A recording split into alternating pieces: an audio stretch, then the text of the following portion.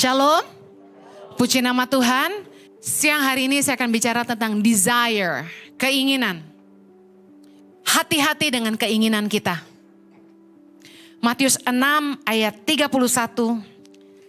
Sebab itu, janganlah kamu khawatir dan berkata, apakah yang akan kami makan? Apakah yang akan kami minum? Apakah yang akan kami pakai? Semua itu dicari bangsa-bangsa yang tidak mengenal Allah. Akan tetapi Bapamu yang di sorga tahu bahwa kamu memerlukan semuanya itu. Yesus ngajarin kita supaya kita tuh gak hidup dalam kekhawatiran. Percayakah bahwa kita punya Bapa yang baik? Bapa yang baik, Dia tahu apa yang kita butuhkan. Amin. Kalau Anda sungguh-sungguh percaya kepada Tuhan, saya percaya Anda tidak ikut hidup dalam kekhawatiran. Kalau Anda percaya bahwa Tuhan itu tahu yang terbaik dalam hidupmu, Anda tidak perlu punya kekhawatiran. Kita punya Tuhan yang disebut dengan berbagai nama, tapi salah satunya Jehovah Jireh, Allah yang menyediakan. Yang jomblo tidak perlu khawatir, karena Tuhan pasti sediakan pasangan hidup yang terbaik. Katakan amin. Tapi tentu kita harus lakukan yang jadi bagian kita. Kita harus belajar dandan, harus belajar merawat diri. Karena jangan sampai yang anak 3 lebih keren daripada yang jomblo. Nggak heran kenapa janda-janda lebih laku daripada yang belum pernah menikah. Karena yang janda tahu harus cantik.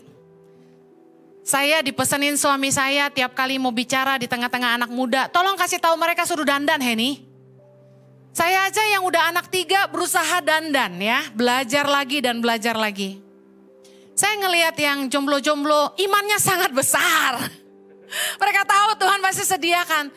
Tapi be real, bukan Tuhan tidak jawab doa. Kita juga yang tidak membuka diri. Salah satu tanda orang yang sungguh-sungguh mengenal Tuhan, mereka tidak hidup dalam kekhawatiran. Jehovah Jireh, Allah menyediakan. Kita harus percaya kepada kasih Bapa. Matius 7 ayat 11 bilang gini.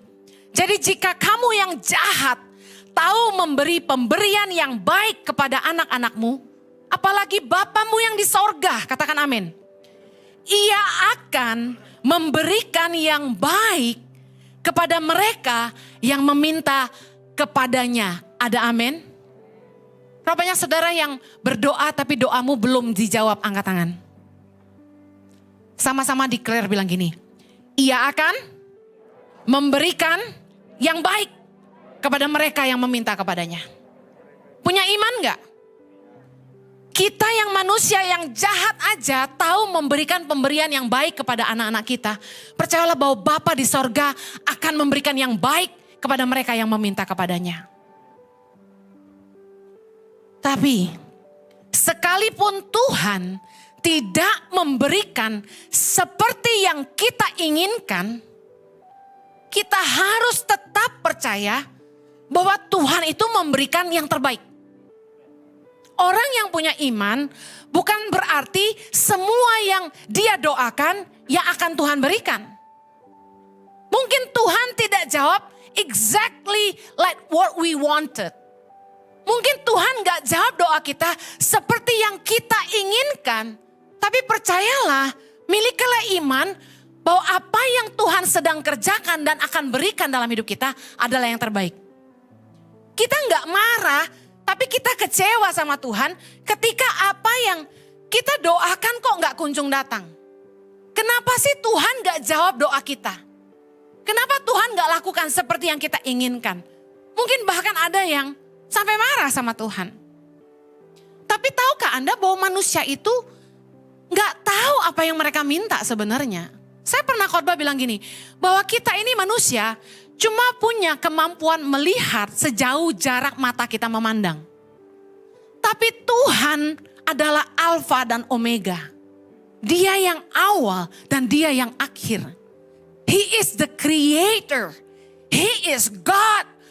Jehovah, Tuhan yang maha tahu. Dia yang sanggup melihat ujung dari hidup kita. Kalau kita punya iman, kita harusnya percaya bahwa kehendak Tuhan adalah yang terbaik bahwa rencananya yang terindah.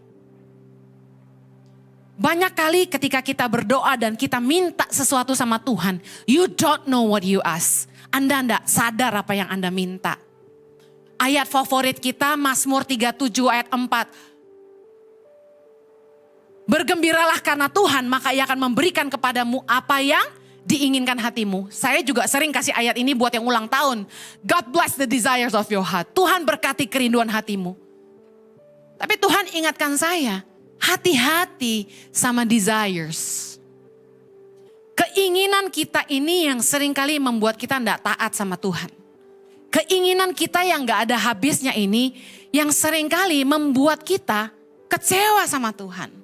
Keinginan kita ini yang seringkali menjadi perangkap jebakan buat hidup kita sendiri.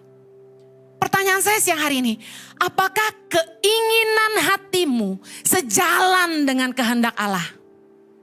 Apakah keinginan hatimu sejalan dengan kehendak Tuhan? Roma 8, mari kita lihat. Roma 8 ayat 5. Sebab mereka yang hidup menurut daging, memikirkan hal-hal yang dari daging. Mereka yang hidup menurut roh, memikirkan hal-hal yang dari roh. Ayat ke-6, karena keinginan daging adalah maut, tetapi keinginan roh adalah hidup dan damai sejahtera.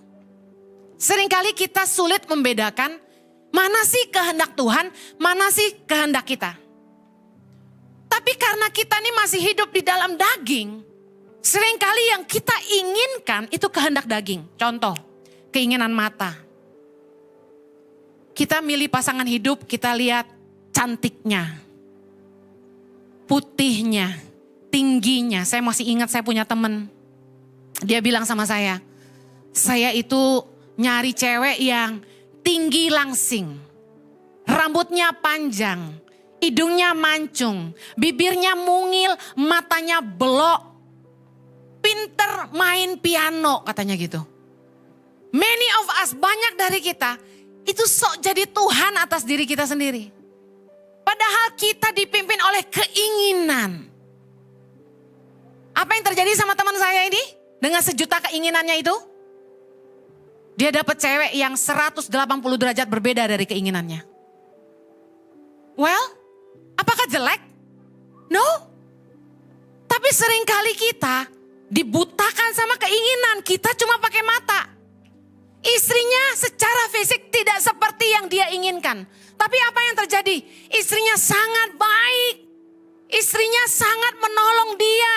Di masa pandemi waktu bisnisnya macet, istrinya yang kasih makan dia. You maunya yang cantik aja, yang cantik itu high maintenance. Pandemi, lu bocian, dia ciao. Nggak ada duit dia pergi. Mendingan jangan lihat fisik. Doa sungguh-sungguh, ini yang dari Tuhan atau bukan. Kadang-kadang hidup kita itu, kita tuh cuma live by our own feeling and desires gitu loh. Gua mau begini, gua mau begitu. Tapi ikut Tuhan gak bisa gitu. Kita harus belajar hidup dipimpin roh. Keinginan roh adalah hidup dan damai sejahtera. Tuhan gak mungkin mendatangkan kecelakaan bagi kita. Amin. Kita seringkali lebih milih keinginan daging kita, bukan apa yang Tuhan kehendaki bagi kita. Saya ditawarin papa angkat saya, Dedi beliin Alphard ya buat kamu. Saya bilang enggak. Keinginan daging mau tahu gak hati saya? Mau jujur gak? Maulah, kacau loh. Siapa yang gak mau dibeliin Alphard? Bener gak Pak? Jujur aja, mau banget, keren lagi. Tapi saya jawab, jangan Dad. Nanti kalau dilihat orang pikir saya pakai duit yayasan beli mobil mewah. Jangan. Emang sejuta orang nanya, Ibu Heni dibeliin orang tua atau pakai duit yayasan? Kan gak nanya. Tapi pasti menghakimi. Seringkali kita tuh ngikutin keinginan. Kita gak pegang firman Tuhan. Firman Tuhan berkata, seorang hamba Tuhan harus hidup berpadan dengan panggilan. Saya sudah memilih jalan hidup saya. Waktu saya mau nikah sama suami saya, mama saya tegaskan, kamu yakin mau nikah sama Jojo? Dia pendeta loh, saya ngerti artinya apa. harus siap hidup susah. Saya sudah menetapkan hati saya siap hidup susah. Dari si Shadow, saya ganti jadi Haselin Snow. Yang old school tahu Haselin Snow, yang muda, hah? Apa tuh? Ada krim dari Malaysia, ya tutupnya kuning muda, dalamnya itu putih. Kalau dipegang itu kayak apa sih? Dingin-dingin gitu, tapi bikin muka kering banget gitu. Ya, zaman itu sih cocok, nggak tahu sekarang. Saya turunin standar saya dari si Shadow ke Haselin Snow demi saya siap susah sama suami saya. Tapi Tuhan itu gak pernah gagal dalam hidup saya. Orang pikir jadi kawin sama pendeta susah, gue bilangin lu salah. Berkatnya melimpah, anugerah Tuhan luar biasa. Saya kawin sama Jojo, mungkin dia gak punya aset banyak, gak harta, duit banyak di rekening. Tapi dia bawa saya pelayanan sampai ke Eropa. Dia bawa saya pelayanan sampai ke Malaysia, Singapura, Taiwan, Shanghai, Hong Kong. Kami pelayanan sampai keliling dunia. Kampung-kampung juga sih. Tapi kan biar gaya saya ceritain yang luar negeri dulu ya kan. Intinya gini, saya siap mengikuti kehendak Tuhan dalam hidup saya. Bukan keinginan saya sendiri. Perempuan mana sih yang gak mau hidup enak? Tinggal tenteng-tenteng Chanel dan Gucci. Tapi kita mesti ngerti kehendak Allah. Firman Tuhan berkata dalam Yakobus 4. Nih orang-orang yang suka ngikutin keinginan daging harus baca ini. Ayat 2. Kamu mengingini sesuatu, tetapi kamu tidak memperolehnya. Lalu kamu membunuh, kamu iri hati, tetapi kamu tidak mencapai tujuanmu. Lalu kamu bertengkar dan kamu berkelahi. Kamu tidak memperoleh apa-apa karena kamu tidak berdoa. Ayat 3 baca sama-sama yang kenceng. Atau kamu berdoa juga tetapi kamu tidak menerima apa-apa karena kamu salah berdoa. Sebab yang kamu minta itu hendak kamu habiskan untuk apa? Memuaskan hawa nafsumu. Tuhan gak akan jawab doa yang salah. Tapi berapa banyak kita yang bersyukur kalau Tuhan tuh gak sembarangan menjawab doa? Angkat tangan. Pernah gak Anda doa yang salah? Ada zaman dulu ya, saya tuh takut melahirkan. Karena mama saya cerita waktu ngelahirin saya tuh pendarahan hebat, setengah mati gitu. Nah karena takut mendengar cerita itu, nih mama-mama belajar jangan suka cerita begitu ke anak-anaknya. Saya jadi takut melahirkan, saya trauma banget. Jadi waktu saya nikah sama suami saya doa gini, gak punya anak-anak gak apa-apa deh Tuhan. Bayangin, saking takut ngelahirin. Tapi saya tuh bersyukur, ya ampun Tuhan cabut perkataan saya. Sembarangan ngomong nih mulut. Coba Tuhan jawab doa saya waktu itu, saya benar-benar gak punya anak. Nyesel seumur hidup gak tuh? Jojo sih gak bakal ceraiin saya. Tapi saya gak bisa ngelihat anak-anak saya yang cute-cute itu. Gak bisa dipeluk sama mereka seperti hari ini. Nah seringkali Tuhan itu bermurah hati. Tidak semua doa kita dijawab. Tuhan itu sangat baik. Amen. Tuhan tidak akan memberikan apa yang Tuhan tahu akan merusak hidup kita. Bahkan mungkin menggagalkan rencananya dalam hidup kita. Kita kan gak tahu apa yang akan terjadi seandainya Tuhan memberikan kepada kita semua yang kita inginkan. Kita kan gak tahu. Ada anak-anak yang hidupnya begitu mudah. Orang tuanya kasih dia apa saja. Dia mau apa aja orang tuanya belikan. Dikasih. Hidupnya gampang, very easy. Apa yang terjadi? Spoiled. Anak manja. Hidupnya jadi rusak. Yang seharusnya dari kecil dia diajar dulu cara memegang uang. Ngelola uang itu seperti apa, bijaksana seperti apa. Dia gak diajarin, tapi dikasih duit terus. Apa yang terjadi? Mereka pakai uang mereka salah gunakan. Ada yang shopping terus sampai hutang kartu kredit. Ada yang belajar ngedrak, ada yang belajar traktir teman-temannya ke night club, mabok-mabukan. Saya saksikan anak-anak orang kaya di Australia, teman-teman saya, sekolahnya kacau. Kenapa? Orang tuanya beliin Ferrari, SLK. Wah, mereka kerjaannya pamer terus, happy. Minum yuk, ngumpul saban malam. Kapan sekolahnya? Malam teler, besok pagi gimana bangunnya? Orang tua yang gak tegas sama anak-anaknya, dengerin, Anda sedang merusak masa depan anak Anda. Sekalipun Anda orang kaya, dengar baik. Kalau Anda mau lihat anak Anda berhasil, tegas sama mereka, papa mama cuma bisa kuliahin kamu. Selesai kuliah, katakan umur 23, kamu sudah harus bisa berdiri di atas kaki kamu sendiri. Harus tegas. Anda kalau sayang anak Anda harus tegas sama mereka. Kasihan Bu Heni, no. Anda biarkan mereka di rumah umur 25, 26, 27, 28. Enggak kerja, cuma main game. Tidur subuh, bangun siang. Emangnya Anda hidup selamanya? What if you die? Apa yang terjadi kalau Anda dipanggil Tuhan? Anak Anda mau makan apa? Mau kemana? Oh jangan takut Bu Heni, pabrik saya banyak, harta saya melimpah, anak saya gak bakal kelaparan. Saya sudah lihat harta orang habis dalam sekejap. Anak-anak yang gak diajarin kerja dari kecil untuk ngelola usaha orang tuanya. Mereka gimana mau lanjutin? Justru anak-anak yang lulus kuliah harus keren, ada orang tua yang gini. Kami ketemu kemarin. Anaknya disuruh kerja dari mana? Dari bawah. Keren banget gak tuh? Papa mamanya enggak ada lu anak gua. Lulus dari Amerika pulang, suruh kerja. Jadi apa? Waitress. Di kafe punya dia sendiri. Kerja dari bawah. Satu kali manajernya marahin dia. Manajernya marah kan terus karena dia merasa dia yang punya anaknya ini. Dia melawan ke manajernya. Apa yang terjadi? Manajernya lempar lap ke mukanya. Anak yang punya loh. Dia marah. Dia telepon papanya. Papanya lagi di luar negeri. Kurang ajar nih manajer. Lempar lap ke muka saya. Dia marah. Kalau saya jadi papanya, gue pecat tuh manajer. Marah sih marah, kebangetan banget anak gue dilempar lap ke muka gitu kan. Tapi saya belajar dari orang tua ini. Dia bilang apa? Saya suruh anak saya minta maaf sama manajer saya. Karena tidak mungkin manajer itu tahu ini anak saya masih dilempar lap kalau dia tidak keterlaluan. Wow. Hari ini mau tahu ceritanya? Anaknya jadi manajer kafe dong.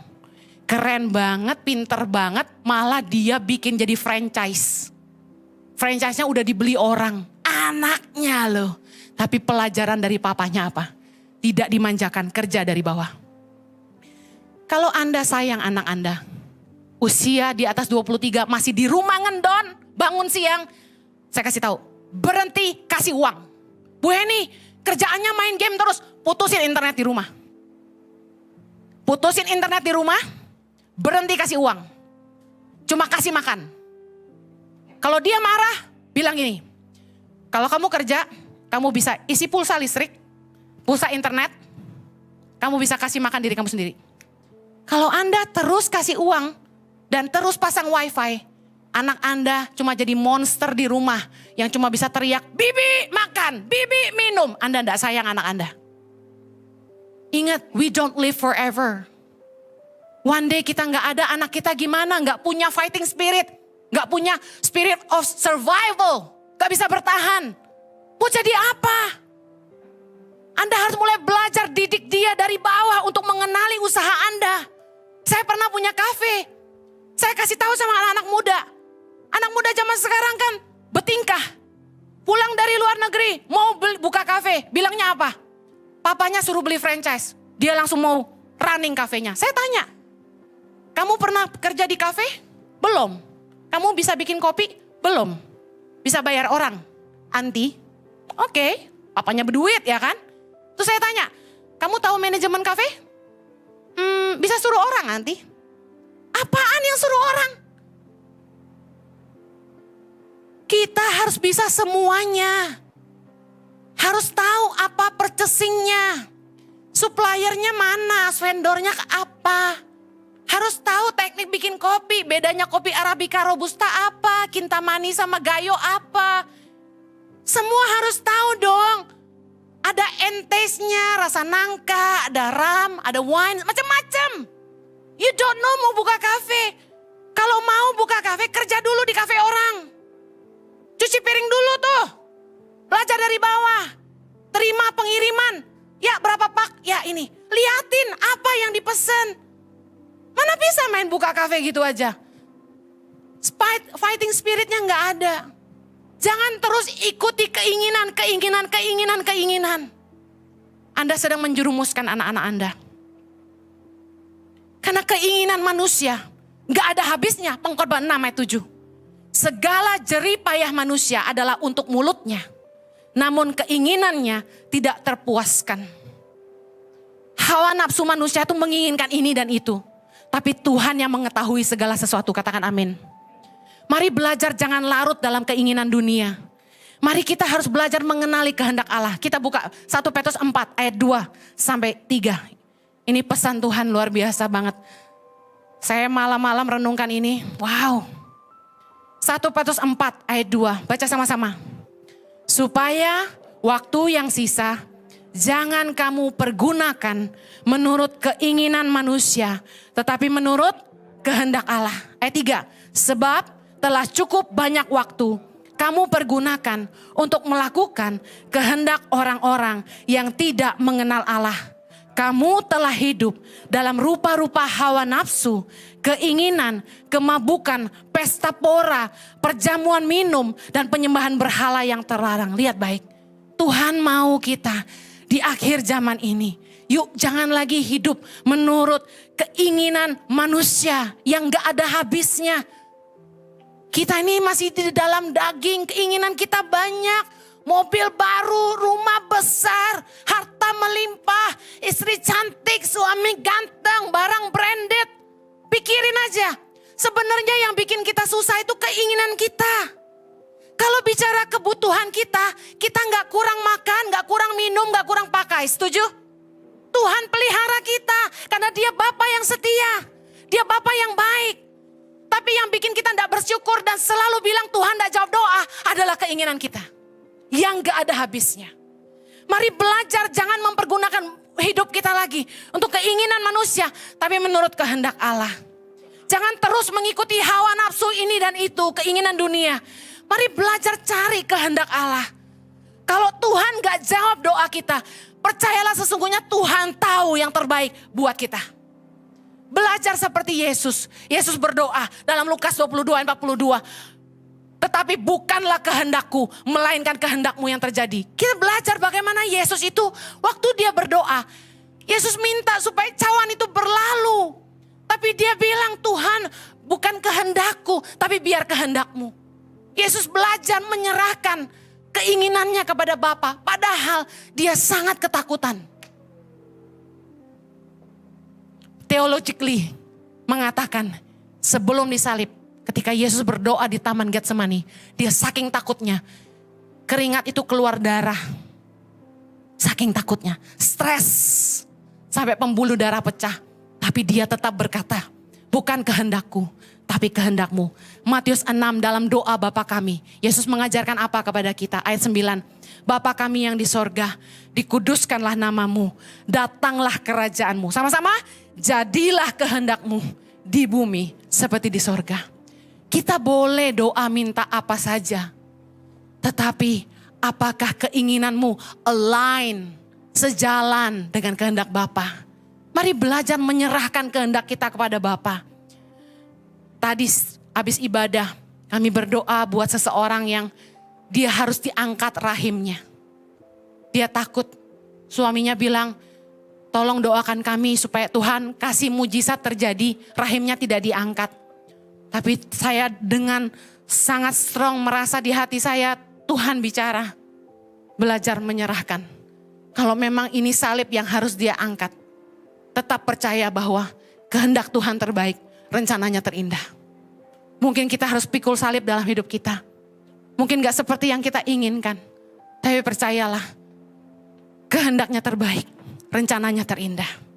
Matius 6 ayat 33 berkata, tetapi carilah dahulu kerajaan Allah dan kebenarannya, maka semuanya itu akan ditambahkan kepadamu.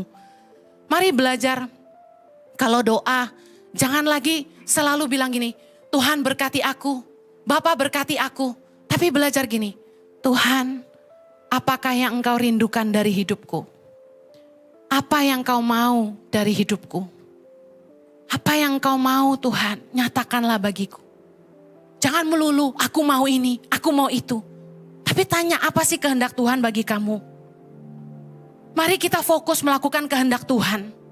Percayalah firman Tuhan berkata, Carilah dahulu kerajaan Allah, bicara soal kehendaknya dalam hidup kita dan kebenarannya. Maka semuanya ditambahkan. Saya bersyukur saya mengejar kehendak Allah dalam hidup saya. Kami meninggalkan kenyamanan kami di Australia. Kami kehilangan income, kami kehilangan harta. Tapi saya mengejar kehendaknya dalam hidup saya. Dan saya bersyukur diberikan seorang suami seperti yang dia katakan kepada saya, bahwa bersama Jojo saya akan menghidupi kehendak Allah. Mana ada suami yang mau bantu istrinya cari dana yang bukan untuk dirinya sendiri. Coba, suamiku tuh nenteng kaos, batik, kalau udah promosi topi, putar kanan kiri, bilang lebih mudah setengah jam, lebih mudah 5 menit. Suamiku kalau jualan 40 kilo tuh habis.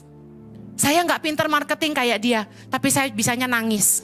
Kalau saya nangis baru laris. Saudara tahu, kami berdua ngalamin, ini kesaksian nyata, bukan untuk membanggakan diri ya. Tolong terima dengan telinga yang baik. Kami menyerahkan hidup kami kepada Tuhan. Kami hidup buat Indonesia. Sekarang kalau ditanya, tangan pengharapan kasih saya apa? Saya gak digaji, saya gak dapat komisi, saya jual merchandise itu, saya gak dapat apa-apa loh. Saya ambil aja, saya bayar loh. Boleh tanya sama staf merchandise, saya gak ambil, saya bayar, saya beli. Telur itu saya beli, saya gak pernah ambil gratis. Tapi kami tahu ini salib yang kami harus pikul. Tapi apa yang terjadi? Tuhan menambah-nambahkan. Apa yang tidak pernah, 1 Korintus 2 ayat 9. Apa yang tidak pernah dilihat oleh mata, yang tidak pernah didengar oleh telinga, yang tidak pernah timbul dalam hati manusia. Semua yang disediakan Allah untuk mereka yang mengasihi Dia. Hari ini kami hidup, Tuhan itu sangat baik, sangat-sangat baik sekali. Bisa sekolahin anak sampai selesai. Bisa punya rumah, ya mungil-mungil lucu ya, yang penting bersih dan rapi. Bisa dikasih orang mobil, gak usah beli gitu. Bisa punya handphone, iPhone terbaru gak pernah beli, saya dikasih. Hidup saya penuh kemurahan Tuhan. Saya injek kota manapun, saya dikasihi sama orang-orang. Pulang dikasih oleh-oleh sampai over bagasi. Puji Tuhan, dari 500 ribu, 300 ribu tiap khotbah bisa naik-naik terus. Dikasih orang lebih, digaplokin duit kalau khotbah ya. Dulu saya pelayanan itu kalau saya lihat gerejanya gak mampu, saya balikin. Bukannya saya lihat angkanya kecil, saya kasihan. Saya mau datang cuma memberkati. Saya gak cari uang di sini. Saya berkati. Tapi Tuhan tuh perhitungkan, kami gak pernah kurang. Kalau orang keluar negeri harus nabung, kami gak perlu nabung, Tuhan yang bawa kami. Kami diundang khotbah sana, undang khotbah sini. Udah dibayarin tiketnya, dibayarin hotelnya, dibayarin makannya, dikasih oleh-oleh, uang saku lagi. Haleluya. Carilah kehendak Allah, maka semuanya ditambahkan. Saya akhiri, cepat aja. Bagaimana Anda mengenali kehendak Allah? Mana yang daging, mana yang Allah? Yang pertama, ada kebenaran, damai sejahtera, dan sukacita dari Roh Kudus. Roma 14 ayat 17. Sebab kerajaan Allah bukanlah soal makanan dan minuman, tapi soal kebenaran, damai sejahtera, dan sukacita oleh Roh Kudus. Segala sesuatu yang dari Tuhan itu mendatangkan damai sejahtera dan sukacita. Dan pasti kita melakukannya dalam kebenaran, gak pakai tipu-tipu, gak perlu jahatin orang. Amin. Yang kedua, ada penyediaan dan pemeliharaan Tuhan. Favor of God. Selalu cukup, gak perlu maksa, gak perlu sampai ngorbanin diri, ngorbanin keluarga. Tapi Tuhan yang menyediakan benih bagi penabur. 2 Korintus 9 ayat 10. Ia yang menyediakan benih bagi penabur dan roti untuk dimakan. Ingat, kita dikasih benih untuk ditabur, ada roti untuk kita makan. Artinya orang yang dipakai Tuhan nabur gak akan kekurangan. Amin. Yang terakhir, yang dari Tuhan itu membuat hidup kita berbuah jadi berkat bagi sesama. Yohanes 15 ayat 16. Aku telah menetapkan kamu supaya kamu pergi dan menghasilkan buah dan buahmu itu tetap. Tuhan pasti menaruh hikmatnya dalam hati kita. Kasih karunia-Nya memampukan kita. Waktu kita disuruh Tuhan melakukan sesuatu, entah bagaimana, kita aja gak sadar bahwa kita bisa, tapi kita mampu melakukannya. Kita akan amazed begitu kita lihat ke belakang. Kita kaget ngelihat semua karya yang sudah kita lakukan bersama Tuhan. Itu kita gak pernah terpikirkan sebelumnya. Saya sama suami kalau hari ini bisa dapat kasih karunia Tuhan, dipakai Tuhan untuk menolong anak-anak di Indonesia. Sudah lebih dari 10.000 anak-anak pedalaman yang kami bantu untuk makanan bergizi dan sekolah. Dan hari ini Tuhan masih terus mempercayakan ribuan anak-anak Indonesia. Dan suami saya bilang, Tuhan taruh visi di hati, kami harus kasih makan 10.000 anak-anak Indonesia. Dan kami harus melahirkan 1.000 pemimpin bagi bangsa Indonesia. Saya percaya kalau kami bisa melakukan semuanya itu semua karena kasih karunia dan kemampuan yang Tuhan berikan. Tuhan yang kirim orang-orang baik seperti Anda untuk menolong kami. Kalau dari Tuhan, kita tidak perlu sampai harus berkorban, anak gak makan, anak gak sekolah. Saya percaya Dia sediakan segalanya. Amen. Anda percaya punya Tuhan yang baik? Hati-hati dengan keinginanmu. Belajar doa minta apapun sama Tuhan. Belajar menyerahkan kepada kehendaknya yang terjadi. Kalau Tuhan gak kasih seperti yang kita inginkan, ingat apa? Kehendaknya yang terbaik, rencananya yang terindah. Sama-sama sekali lagi. Kehendaknya yang terbaik, rencananya yang terindah. Kita berdoa. Kasih karuniamu memampukan kami untuk punya iman dan berkata, kehendakmu yang terbaik, rencanamu yang terindah. Kalaupun harus salib yang kami pikul, kami percaya bersama Tuhan kami mampu. Ada kasih karunia akan menyertai kami. Berdoa Tuhan, biarlah setiap umat-Mu bukan lagi mencari kehendaknya, keinginannya, tapi mereka mau belajar datang sama Tuhan, menyerahkan dirinya. Dan berkata, apakah yang Tuhan mau untuk saya kerjakan bagi Tuhan? Apakah kehendak Tuhan bagi hidup saya? Mari umat Tuhan, saya mau kasih kesempatan doa yuk sama Tuhan. Minta Tuhan nyatakan kehendaknya dalam hidupmu. Terima kasih Tuhan. Nyatakan kehendak-Mu Tuhan. Nyatakan kehendak-Mu. Dikuduskan nama-Mu Tuhan. Datanglah kerajaan-Mu. Jadilah kehendak-Mu. Terima kasih ya Bapak. Berkati umat-Mu, hamba-Mu percaya Tuhan akan menanamkan dalam hati setiap mereka apa menjadi kerinduan Tuhan bagi hidup mereka. Berkati anak-anak mereka hidup dalam takut akan Tuhan dan pemeliharaan Tuhan yang sempurna. Berikan hikmat pada setiap orang tua untuk mendidik anak-anak mereka hidup dalam kemenangan. Di dalam nama Yesus kami berdoa. Amen. Have a blessed Sunday. God bless you.